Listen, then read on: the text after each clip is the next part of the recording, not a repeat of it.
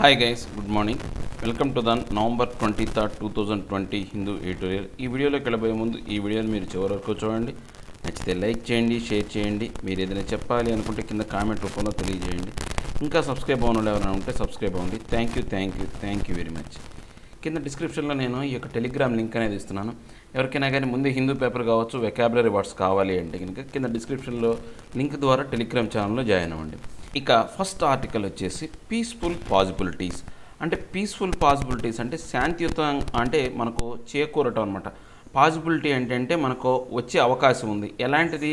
ఈ యొక్క శాంతియుతమైనటువంటి ఈ యొక్క విధానం అనేది వచ్చే అవకాశం ఉంది. పాసిబిలిటీ అంటే ప్రాప్తించే అవకాశం ఉంది, ప్రాప్యత అంటారనమాట. పాసిబిలిటీ అంటే ఈ యొక్క శాంతి ప్రాప్తించే అవకాశం ఉంది అని చెప్పే ఆర్టికల్ అనమాట. ఇది యాక్చువల్గా జమ్మూ అండ్ కాశ్మీర్కి సంబంధించిందండి.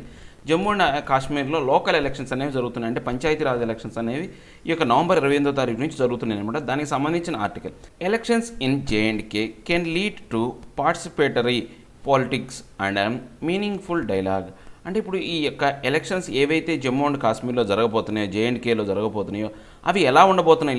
అవి కెన్ లీడ్ టు అంటే అవి ఎలా ఉండబోతున్నాయి అంటే పార్టిసిపేటరీ పాలిటిక్స్ అనమాట. అంటే పార్టిసిపేటరీ అంటే అందరూ పాలు పంచుకునే ఈ యొక్క రాజకీయాలాగా ఉండబోతున్నాయి. అంతే కదా, రాజకీయాలు అంటే ఎలక్షన్లు అంటే ఏంటి? నథింగ్ బట్ మనకు పార్టిసిపేటరీ, అందరి యొక్క మనందరం కూడా పాలు పంచుకుంటాం, అందరూ దాంట్లో కలుస్తాం. ఆ యొక్క పార్టిసిపేషన్ అనేది ఉంటుందన్నమాట.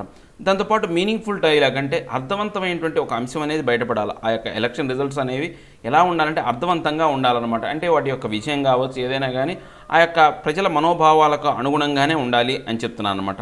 The coming local body elections in Jammu and Kashmir could be an opportunity to open a new political dialogue in the Union Territory, particularly on the question of restoring its statehood. అంటే ఇప్పుడు ఏంటంటే ఈ యొక్క రాబోయే కాలంలో ఈ యొక్క జమ్మూ అండ్ కాశ్మీర్లో జరగబోయే లోకల్ బాడీ ఎలక్షన్స్ అనేవి ఈ యొక్క మంచి అవకాశాన్ని ఇస్తున్నాయి అనమాట. ఏది కొత్తగా ఉన్నటువంటి ఈ యొక్క పొలిటికల్ రాజకీయపరమైనటువంటి అంశాలు ఏవైతే ఉన్నాయో ఆ యొక్క యూనియన్ టెరిటరీలో తలెత్తే విధంగా ఇప్పటివరకు ఏంటి ప్రజాస్వామ్యబద్ధంగా అక్కడ ఏమి పనులు ఏవి జరగలేదన్నమాట. ఇప్పుడు అలాంటి విధానం అనేది రాజకీయంగా కొత్తగా ఒక అడుగులు వేసే విధంగా ఉంది. దాంతోపాటు ఇంకా ఏంటి అంటే అక్కడ స్టేట్హుడ్ అంటే రాష్ట్రం, ఇంతకుముందు రాష్ట్ర హోదా కలిగి ఉంది, ఇప్పుడు దాని రాష్ట్ర హోదా నుంచి యూనిట్ అంటే సభ కలిగినటువంటి యూనియన్ టెరిటరీగా మార్చారు. సో అది ఏదైతే ఉందో ఆ స్టేట్హుడ్ని గుర్తించే విధంగా ఇప్పుడు పరిస్థితులనే ఉన్నాయన్నమాట. In the first democratic exercise since the centre revoked J and K's special status and reorganised it into 2 UTs in August 2019, panchayati raj elections are scheduled over 8 phases beginning November 28. అంటే ఇప్పుడు ఈ యొక్క ఏదైతే ఉందో ఈ యొక్క డెమోక్రటిక్ ఎక్సర్సైజ్ అనేది ఈ యొక్క సెంటర్ అనేది ఫస్ట్ దీన్ని రివోక్ అంటే ఏంటంటే మొదలు పెట్టిందనమాట. సో ఎప్పుడు పెట్టింది? స్పెషల్ స్టేటస్ అనేది తీసేసిన తర్వాత దీన్ని జమ్మూ అండ్ కాశ్మీర్ని రాష్ట్ర హోదా నుంచి యూనియన్ టెరిటరీగా మార్చిన తర్వాత ఎప్పుడైతే రీఆర్గనైజర్ ఎప్పుడైతే జరిగిందో ఆగస్టులో 2019 ఆగస్టులో జరిగిన తర్వాత ఫస్ట్ టైం ఈ పంచాయతీరాజ్ ఎలక్షన్స్ అనేవి కండక్ట్ చేస్తుందన్నమాట.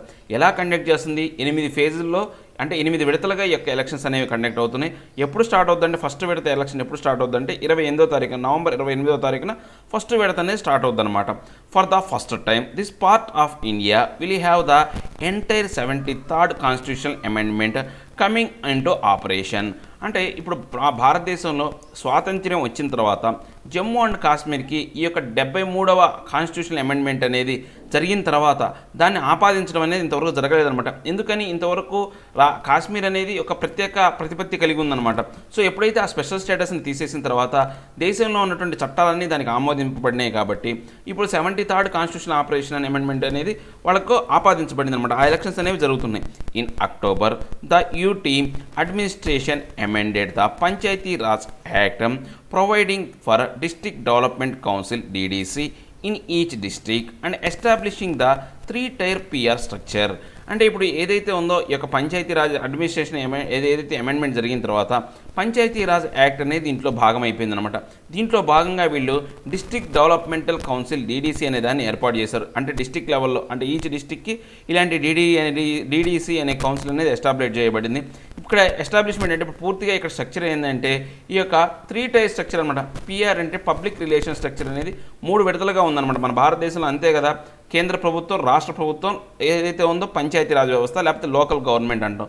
సో ఇలా 3 విడతలు ఏదైతే ఉందో అది కూడా ఈ యొక్క జమ్మూ అండ్ కాశ్మీర్కి ఆపాదించడం అనేది జరిగిందనమాట. ఇంతకుముందు అలాంటి విధానం లేదనమాట.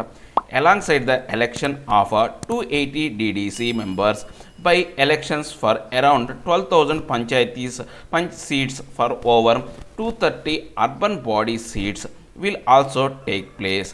అంటే ఇప్పుడు మొత్తం ఇక్కడ చూసుకుంటే కనుక ఈ వీటితో పాటు ఏంటంటే 280 డీడీసీ అనమాట, డిస్ట్రిక్ట్ డెవలప్మెంటల్ కౌన్సిల్ ఏవైతే ఉన్న డెవలప్మెంట్ కౌన్సిల్ మెంబర్స్ అనేవాళ్ళు 280 మంది ఉన్నారు.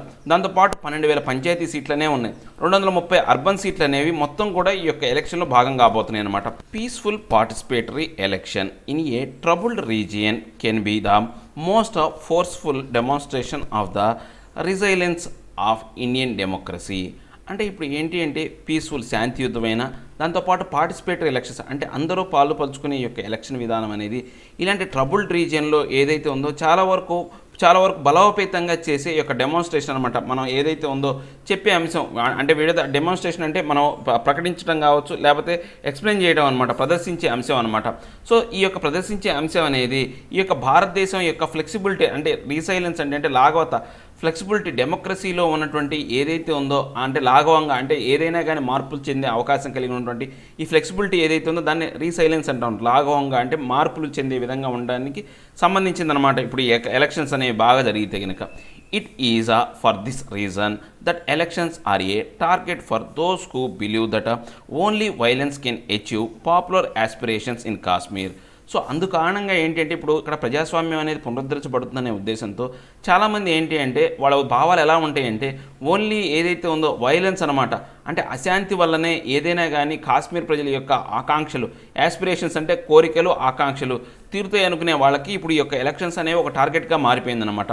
4 JEM militants who were planning a terror attack in the valley to disrupt the elections and saw chaos were neutralized last week. అంటే ఇప్పుడు ఏదైతే ఉందో నలుగురు JEM అంటే జైషే ఈ మహమ్మద్ సంబంధించినటువంటి మిలిటెంట్ అనేవాళ్ళు టెర్రర్ అటాక్ అని ప్లాన్ చేశారన్నమాట వ్యాలీలో. ఎందుకని ఈ యొక్క ఎలక్షన్స్కి డిజరప్ట్ అంతరాయం కలిగించడం కోసం. దాంతోపాటు ఇక్కడ గందరగోళ పరిస్థితులు, చావోస్ అంటే చావోస్ అంటే ఏంటంటే కుట్లు అంటే ఏర్పాటు చేయడం, అంటే ఏర్పాటు చేయడం అనమాట.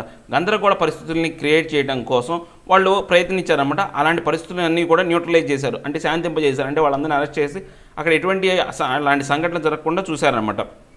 The violence free elections is necessary but not sufficient for a vibrant democracy. అంటే ఇప్పుడు ఏదైతే ఉందో అంటే అశాంతియుతమైనటువంటి అంటే అశాంతి లేని అంటే శాంతియుతమైనటువంటి ఎలక్షన్స్ అనేవి అక్కడ అవసరం, కానీ అది సరిపోదు. ఏదైతే ఉందో శక్తివంతమైన డెమోక్రసీకి అది ఒక్కటే సరిపోదు అనమాట. అంటే ఇక్కడ ప్రజాస్వామ్యం నెలకొనాలి అంటే ఒక ఏదైతే ఉందో వైలెన్స్ లేని యొక్క ఎలక్షన్ జరగటం అది ఒక్కటి మాత్రమే సరిపోదు అనమాట. The BJP's strident political posturing portraying all its political opponents as anti-national and separatist might be electorally useful for it in the Jammu region but is harmful for the national integration that it professes. అంటే ఇప్పుడు ఇక్కడ ఏంటంటే ఇక్కడ BJP అనేది కర్కశంగా వ్యవహరిస్తుంది అనమాట, కర్కశమైనటువంటి రాజకీయ విధానాలను వ్యవహరిస్తుంది అనమాట. అక్కడ ఏంటి అంటే అక్కడ ఉన్నటువంటి అపోనెంట్ పొలిటీషియన్స్ అందరినీ కూడా అంటే రాజకీయానికి అంటే వీళ్ళకి వ్యతిరేకంగా ఉన్నటువంటి రాజకీయ నాయకులు అందరినీ కూడా వాళ్ళని ఎలా చూపిస్తుందంటే పోర్ట్రేయింగ్ అంటే ఎలా ప్రదర్శిస్తుందంటే వాళ్ళ మీద ఎలాంటి ముద్ర వేస్తుందంటే వాళ్ళు అంటే యాంటీ నేషనలిస్ట్ అనమాట, మన జాతీయతా భావానికి వ్యతిరేకులుగాను తర్వాత వేర్పాటువాదులుగాను వాళ్ళని చిత్రీకరిస్తుందన్నమాట. సో వీళ్ళందరూ కూడా ఎలక్టరల్లీ యూజ్ఫుల్ అంటే ఓట్లు వేయడానికి మాత్రం ఉపయోగపడతారు ఈ యొక్క జమ్మూ రీజియన్లో. అంతేగాని వీళ్ళు నేషనల్కి అంటే మన యొక్క జాతికి అంటే మన యొక్క దేశానికి తర్వాత ఇంటిగ్రేషన్కి మన అందరం కలిసి ఉండే విధానానికి చాలా వరకు వీళ్ళు అంటే హాని కలిగించే వ్యక్తులు అని చెప్పేసి వాళ్ళు చెప్తున్నారనమాట. అంటే ఈ యొక్క బీజేపీ అనేది పూర్తిగా వాళ్ళ మీద నిందలు వేస్తుందన్నమాట. ఆ యొక్క ఆపాదిత ప్రొఫెసర్స్ అంటే ఏంటంటే వాళ్ళు అలా అనుకుంటున్నారు, బీజేపీ వాళ్ళు అలా ప్రదర్శిస్తున్నారు వాళ్ళ మీద. When such statements are come from the home minister of India easy and even more counterproductive. అంటే ఇక్కడ ఇలాంటి స్టేట్మెంట్లు అనేవి ఎవరో అంటే సామాన్య ప్రజలు లేకపోతే సామాన్య నాయకులు అంటే కాదు, మన భారతదేశానికి సంబంధించినటువంటి హోమ్ మినిస్టర్ దగ్గర నుంచి ఇలాంటి స్టేట్మెంట్ అనేది వచ్చింది అనేది కౌంటర్ ప్రొడక్టివ్, చాలా ప్రతికూలమైనటువంటి అంశం. ఇలాంటి అంశం అనేది అంటే మన భారతదేశానికి సంబంధించిన హోమ్ మినిస్టర్ ఇలాంటి మాటలు మాట్లాడడం అనేది చాలా ప్రతికూలించే అంశం అనమాట. Choices before the people of J&K must not be framed as a binary of macabre violence of Islamist separatism and dehumanizing submission of their cultural identity to authoritarian ultranationalism. అంటే ఇప్పుడు మనం గనక ఏదైతే ఉందో పీపుల్ అనే వాళ్ళకి జమ్మూ అండ్ కాశ్మీర్ అనే వాళ్ళకి కరెక్ట్గా ఏంటంటే ఇప్పుడు వాళ్ళకి ఒక చాయిస్ అనమాట, ఒక ఎన్నికలాగా ఉందన్నమాట. ఏదైతే ఈ యొక్క వైలెన్స్కి అనుగుణంగా ఏదైతే ఇస్లామిస్ట్ సపరేటిజం అలాంటి యొక్క దాంతోపాటు డీహ్యూమనైజింగ్ అంటే ఏంటంటే అమానవీయమైనటువంటి యొక్క విధానాలను అవలంబించే వాళ్ళ సైడ్ ఉంటారా, లేకపోతే కల్చరల్ ఐడెంటిటీ, తర్వాత అథారిటేరియన్ అల్ట్రా నేషనలిజం అంటే ఈ యొక్క అధికారవంతమైనటువంటి యొక్క ఆల్ట్రా నేషనల్ అంటే కొత్తదైనటువంటి యొక్క జాతీయ విధానంకి వెళ్ళి ఉంటారా అనేది ఈ యొక్క ప్రజలకు ఒక ఎన్నికలాగా ఉందన్నమాట. There are other viable possibilities for J and K's progressive respectful and accommodative association with the rest of India, which preserve national integrity and honor the region's identity. అంటే ఇప్పుడు మనం కనుక చూసుకుంటే ఇంకా ఏంటంటే ఈ యొక్క కొన్ని పాసిబిలిటీస్ అనేవి ఉన్నాయన్నమాట.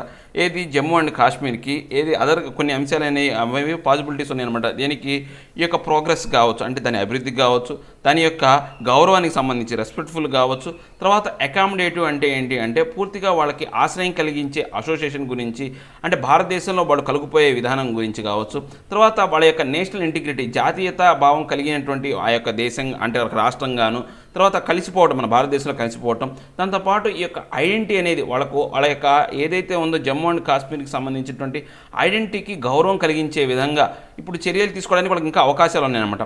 A coalition of regional parties including PDP and the National Conference once the BJP's allies and the CPIM under the banner of People's Alliance for Gupkar Declaration has made the restoration of J&K's special status and its statehood central to its politics.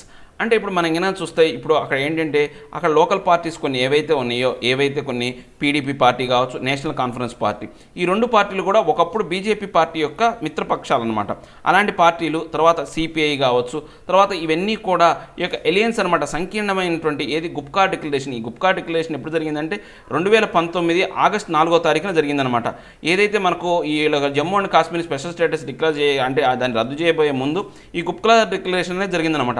అప్పుడు వీళ్ళందరూ ఒక తాటి మీద నిల్చొని ఈ Jammu and కాశ్మీర్కి special స్టేటస్ని restore తీసుకురావాలా అంటే ఇప్పుడు ఆ తర్వాత జరిగిన పరిణామాల తర్వాత ఏం చేశారు ఇప్పుడు వాళ్ళు, అప్పుడు ఏమన్నారు, ఆ యొక్క ఆగస్టు 4వ తారీఖున జమ్మూ కాశ్మీర్ స్పెషల్ స్టేటస్ పోకుండా చూడాలని అప్పుడు అనుకుంటే పోయింది. కాబట్టి ఇప్పుడు వీళ్ళు ఏంటి రీస్టోరేషన్ తీసుకురావాలా, ఆ స్పెషల్ స్టేటస్ని స్టేట్హుడ్ని మళ్ళీ తిరిగి క్రియేట్ చేసే విధంగా ఆ రాజకీయాలనే చేయాలని చెప్పేసి ఈ యొక్క ప్రాంతీయ పార్టీలన్నీ చూస్తున్నాయి అనమాట. The alliance leaders have complaint about restrictions on their campaigning. అంటే ఇప్పుడు ఈ యొక్క సంకీర్ణ ప్రభుత్వానికి సంబంధించినటువంటి నాయకులు ఎవరైతే ఉన్నారో వాళ్ళు ఏంటంటే చాలా వరకు వాళ్ళ మీద ఏదైతే పరిమితులు అనేవి ఉన్నాయన్నమాట. వాళ్ళు ఏదైతే ఈ యొక్క ఎలక్షన్ ప్రచారానికి సంబంధించినటువంటి పరిమితులు అనేవి ఉన్నాయి, వాటి మీద వాళ్ళు చాలా వరకు కంప్లైంట్ చేస్తూనే ఉన్నారనమాట వాళ్ళకి సంబంధించినటువంటి అంశాల మీద. The Congress which was in touch with the alliance earlier has now snapped its ties with it. అంటే కాంగ్రెస్ ప్రభుత్వం అనేది కాంగ్రెస్ పార్టీ అనేది ఇంతకుముందు ఏంటి అంటే ఈ యొక్క సంకీర్ణ ప్రభుత్వంతో ఈ యొక్క అలయన్స్తో ఏదైతే ఉందో కొంతవరకు టచ్లో ఉంది, కానీ దాంతో ఇప్పుడు మాత్రం స్నాప్ అంటే పూర్తిగా విడిపోయిందనమాట. పూర్తిగా విడిపోవడాన్ని ఏమంటారంటే స్నాప్డ్ అనమాట. ఆ యొక్క విడిపోయిందనమాట, పూర్తిగా ఆ యొక్క సంకీర్ణం నుంచి బయటకు వచ్చేసింది అనమాట. The government must encourage the widest voter participation, the clearest route to this being through an unrestrained and freewheeling campaign that mobilizes and expresses the whole range of public opinion. అంటే ఇప్పుడు గవర్నమెంట్ ఏం చేయాలా, ఈ యొక్క ఏదైతే voter participation ఎవరైతే ఓటుదారుల హక్కుల వారు ఉంటారో, ఓటర్లు ఎవరైతే ఉంటారో వాళ్ళని వాడి యొక్క పార్టిసిపేషన్ ఎక్కువగా ఉండేటట్టు బాగా ఎక్కువగా ఉండేటట్టు ఎంకరేజ్ చేయాలన్నమాట. దాంతోపాటు ఈ యొక్క క్లియర్ రూట్ అనేది ఉండాలి. ఏదైతే అన్రిస్ట్రైన్డ్ అంటే ఏంటి అంటే పూర్తిగా ఈ యొక్క హద్దు లేని, అన్రిస్ట్రైన్డ్ అంటే హద్దు లేని ఫ్రీ వీలింగ్ అనమాట. అంటే ఈ యొక్క ఎలక్షన్ క్యాంపెయిన్కి సంబంధించి ఈ యొక్క ఎవరైతే ఉన్నారో ప్రాంతీయ పార్టీలు కావచ్చు, ఏ పార్టీకి అయినా కానీ హద్దు లేని విధానాలను కొన్ని ఏర్పాటు చేయాలి. వాళ్ళు ఏవైతే ఉన్నాయో వాళ్ళు మొబిలైజర్స్ అంటే వాళ్ళు కొంతమంది ప్రజల్ని ప్రభావితం చేసే విధంగాను, తర్వాత వాళ్ళ యొక్క ఏవైతే అంశాలు అనేవి ఎక్స్ప్రెస్ చేసే విధంగా పబ్లిక్ ఒపీనియన్ని ఎక్స్ప్రెస్ చేసే అవకాశం అనేది ఈ యొక్క ప్రాంతీయ పార్టీలకు ఇవ్వాలి అని చెప్తున్నాను అనమాట.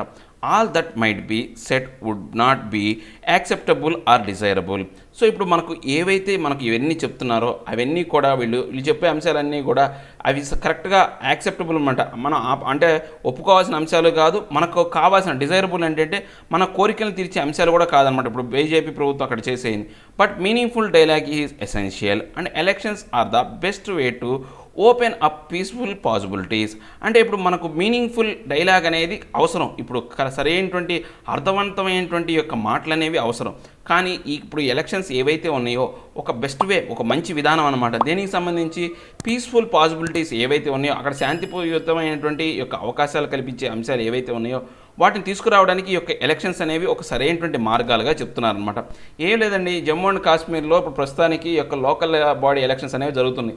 అంటే మనకు 73వ కాన్స్టిట్యూషన్ అమెండ్మెంట్ జరిగిన తర్వాత జమ్మూ అండ్ కాశ్మీర్లో ఆ యొక్క కాన్స్టిట్యూషన్ అనేది ఆ యొక్క అమెండ్మెంట్ అనేది ఏదైతే ఉందో దాంట్లో ఆపాదించబడలేదు అనమాట. ఇంతవరకు అది స్పెషల్ స్టేటస్లో ఉంది. ఎప్పుడైతే ఈ యొక్క స్పెషల్ స్టేటస్ తొలగించిన తర్వాత 8 నెలల తర్వాత ఇప్పుడు ఎలక్షన్స్ జరుగుతున్నాయి అనమాట. అవి 8 విడతలుగా నవంబర్ 28వ తారీఖు నుంచి జరుగుతున్నాయి అనమాట. దీంట్లో కొన్ని ఇబ్బందులు అయితే ఉన్నాయన్నమాట. బీజేపీ అనేది పూర్తిగా ఆ యొక్క ఉన్నటువంటి లోకల్ పార్టీస్ని ఏర్పాటువాదుగాను, యాంటీ నేషనలిజంగాను చూపిస్తున్నారు. అది సరైనటువంటి విధానం కాదు. అందరికీ అవకాశాలు కల్పించే విధంగా, అందరికీ ఆ యొక్క విధానంలో పాలు పంచుకునే విధంగా, ఎలక్షన్లో పాలు పంచుకునే విధంగా అవకాశాలను ఇవ్వాలి. రాబోయే కాలంలో ఇంకా మంచి మంచి అంటే నిర్ణయాత్మకమైనటువంటి విధానాలనే అవసరం. కానీ ఈ ఎలక్షన్లు మాత్రం అలాంటి విధానాలకు ఒక దారిని చూపించే విధంగా ఉందని చెప్తున్నాను అనమాట. Next pressure and punishment. అంటే ఒత్తిడితో కూడినటువంటి ఏదైతే ఉందో, పనిష్మెంట్ అంటే ఏంటి, మనకు శిక్ష ఏదైతే ఉందో అది. అంటే ప్రెజర్ అండ్ పనిష్మెంట్ అంటే ఒత్తిడి, ఆ ఒత్తిడి వల్ల వచ్చే శిక్ష అనమాట. The world must force Pakistan to take tangible steps against terror networks. అంటే ఇప్పుడు ఏదైతే ఉందో ప్రపంచం అంతం కూడా పాకిస్తాన్ని బలంగా దాని మీద ఒత్తిడి తీసుకురావాలి. దేనికి, ఈ యొక్క ఏదైతే టెర్రర్ నెట్వర్క్స్కి వ్యతిరేకంగా పాకిస్తాన్ చర్యలు తీసుకునే విధంగా ఏదైతే ఉందో, టాంజిబుల్ అంటే ఏంటి అంటే పరిగణింపబడే, అందరూ పరిగణింపబడే ఆ విధమైనటువంటి ఈ యొక్క ఏదైతే విధానాలు అనేవి పాకిస్తాన్ తీసుకునే వరకు ప్రపంచం మొత్తం దాని మీద ఒత్తిడి తీసుకురావాలి అని చెప్తున్నాను అనమాట. The conviction of Hafiz Saeed, a UN designated terrorist whom India and the US blame for the 2008 Mumbai terror attacks that killed 166 by a Lahore anti-terrorism court on terror finance charges show that Pakistan can be forced to act against terror networks under international pressure. అంటే ఇప్పుడు conviction అంటే ఏంటంటే తీర్పు అనమాట. ఈ యొక్క హఫీజ్ సయ్యద్ అనే అతని మీద ఒక తీర్పు అనేది వెలువడింది. ఏదైతే ఇతను ఎవరంటే, ఈ యొక్క హఫీజ్ సయ్యద్ ఎవరంటే, ఈ యొక్క యునైటెడ్ నేషన్స్ వాళ్ళు ఇతనికి ఒక ముద్ర వేశారనమాట. టెర్రరిస్ట్ డిజిగ్నేటెడ్ అంటే టెర్రరిస్ట్గా ముద్ర వేశాడనమాట. ఎందుకని, యుఎస్ కావచ్చు, భారతదేశం కావచ్చు, ఇతను 2008 మన భారతదేశంలో జరిగినటువంటి ముంబై అటాక్లకు ప్రధాన సూత్రధారిగాను 166 మంది మరణాలకు కారణంగాను ఆయన చెప్పారనమాట. సో దాని కారణంగా అది ఒక కేసు అయితే, లాహోర్లో ఇతని మీద యాంటీ టెర్రరిజం కోర్టులో ఏదైతే ఉందో అతని మీద కేసు అనేది ఫైల్ అయింది. దాంతోపాటు టెర్రర్ ఫైనాన్సింగ్ ఛార్జెస్ కింద అతనికి ఏంటంటే పూర్తిగా టెర్రర్ నెట్వర్క్స్, తర్వాత ఇంటర్నేషనల్ ప్రెజర్ కారణంగా అతని మీద ఒక శిక్ష అనేది పడిందనమాట. Saeed in jail since July last year was convicted in another case of terror financing in February this year. యాక్చువల్గా ఈ యొక్క సయీద్ అనే అతను లాస్ట్ ఇయర్ జూలై నుంచి కూడా, అంటే లాస్ట్ ఇయర్ అంటే 2019 జూలై నుంచి కూడా ఇతను జైల్లో ఉన్నాడు అనమాట. ఎందుకు అతన్ని అసలు జైల్లో పెట్టడానికి కారణం ఏంటంటే, ఫిబ్రవరిలో ఒక టెర్రరిస్ట్ ఆర్గనైజేషన్కి ఆయన డబ్బులు ఇస్తుండగా పట్టుబడ్డాడు అనమాట. ఆయన మీద ఆ యొక్క కేసు ఉంది కాబట్టి అతన్ని అరెస్ట్ చేశారు. He is currently serving 2 sentence of 5.5 years each. అతనికి ఇప్పుడు ఏంటంటే 5.5 సంవత్సరాల శిక్ష అనేది 2 సెంటెన్సెస్ పడ్డాయి అనమాట. 5.5 సంవత్సరాలు 2 సెంటెన్స్లు అనేవి పడ్డాయి అనమాట. అతను ఆ యొక్క దాని మీద ఇప్పుడు జైల్లో ఉన్నాడు. Saeed would not serve any additional jail term as the judge said he would serve the punishment concurrently with other sentences. ఇంకా జడ్జి ఏం చెప్పాడంటే, ఇతనికి ఇంతకన్నా ఎక్కువ శిక్షలు ఏం వేయం, ఇప్పుడు ఏదైతే శిక్షలు ఏవైతే ఉన్నాయో వాటితో కాంకరెంట్గా, అంటే దాంట్లో కలుపుకొని ఉమ్మడిగా, కాంకరెంట్ లిస్ట్ అంటాం కదా, ఉమ్మడి అనమాట, ఉమ్మడిగానే నెక్స్ట్ పనిష్మెంట్లు ఉండబోతున్నాయి. అంతేగాని ఇంకా అతనికి అంతకన్నా ఎక్కువ పెంచం జైలు శిక్ష అని చెప్పేసి వాళ్ళు చెప్పారు, జడ్జి చెప్పాడు. But the repeated conviction of someone who was a favorite of Pakistan's military establishment till a few years ago in terror financing cases underscore the concerns India and US have about his operations. అంటే ఇప్పుడు ఏదైతే ఉందో ఒక అతని మీద, అంటే ఈ యొక్క కన్విక్షన్ ఒక అతని మీద రిపీటెడ్గా తీర్పులు ఇవ్వటం అనేది, అతను కూడా ఎలాంటి వ్యక్తి అంటే పాకిస్తాన్ మిలిటరీ ఎస్టాబ్లిష్మెంట్కి సంబంధించినటువంటి ఒక ప్రధానమైనటువంటి చాలా ఇష్టవంతమైనటువంటి వ్యక్తి అనమాట. ఇష్టంగా అంటే వాళ్ళ పాకిస్తాన్ మిలిటరీ ఎస్టాబ్లిష్మెంట్లో చాలా ప్రభావవంతమైన పాత్ర కలిగిన వ్యక్తి, మిలిటరీకి చాలా ఇష్టమైనటువంటి వ్యక్తి అనమాట గత కొన్ని సంవత్సరాలుగా.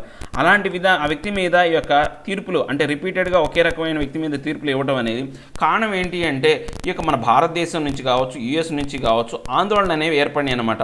ఆ ఆందోళన కారణంగా అండర్స్కోర్ అంటే ఆ ఆందోళన కారణంగానే అతని మీద ఈ యొక్క ఆపరేషన్స్కి అతనికి వ్యతిరేకంగా ఇలాంటి ఆపరేషన్స్ అనేవి జరుగుతున్నాయి అనమాట. He's first term founded the LET in the 1990s targeting India. అసలు అతను ఫస్ట్ ఎల్ఈటి అనేది అంటే లష్కర్ ఈ తోయిబా అనేదాన్ని 1990లో మన భారతదేశాన్ని లక్ష్యంగా పెట్టుకొని ఆ యొక్క సంస్థ అంటే అతను సంస్థను ఏర్పాటు చేశాడు అనమాట.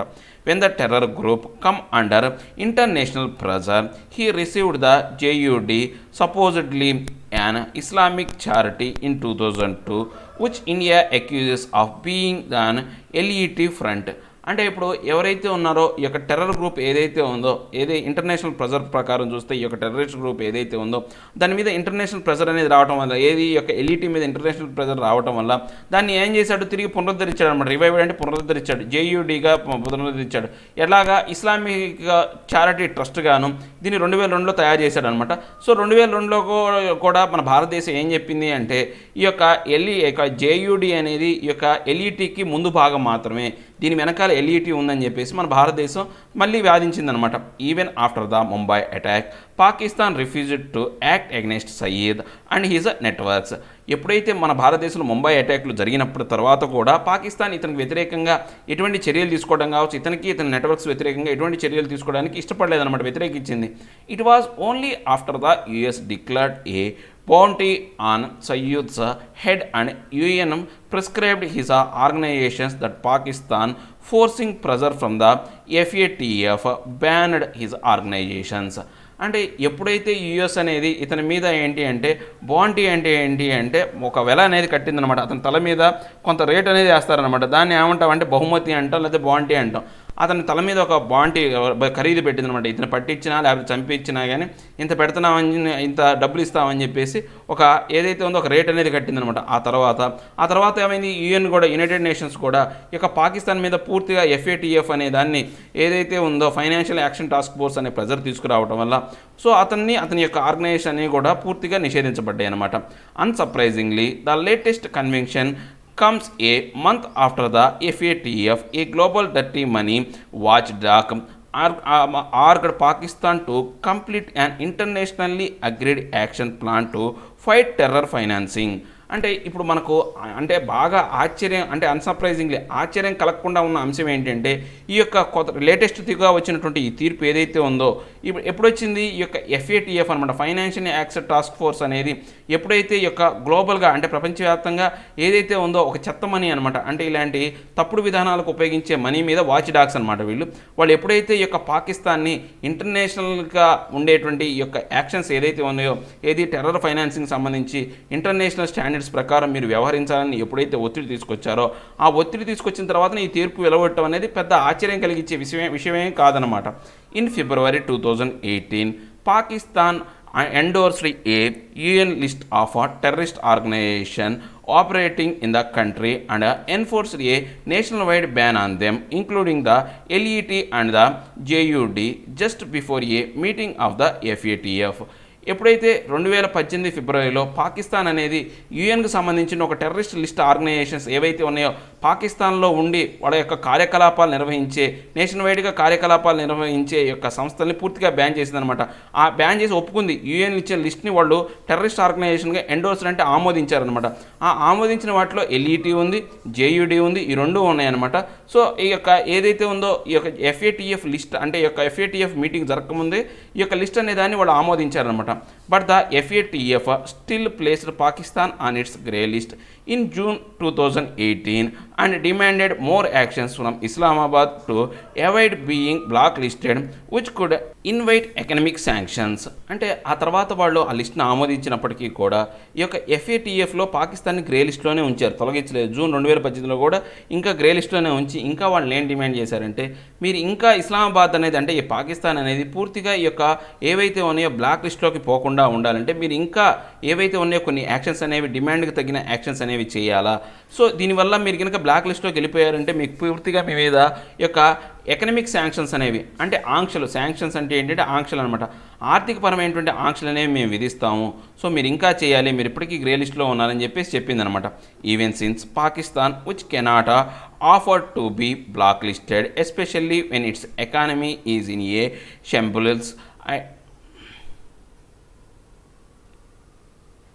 షంబుల్స్ హ్యాస్ మూడ్ అగెన్స్ట్ సయ్యద్.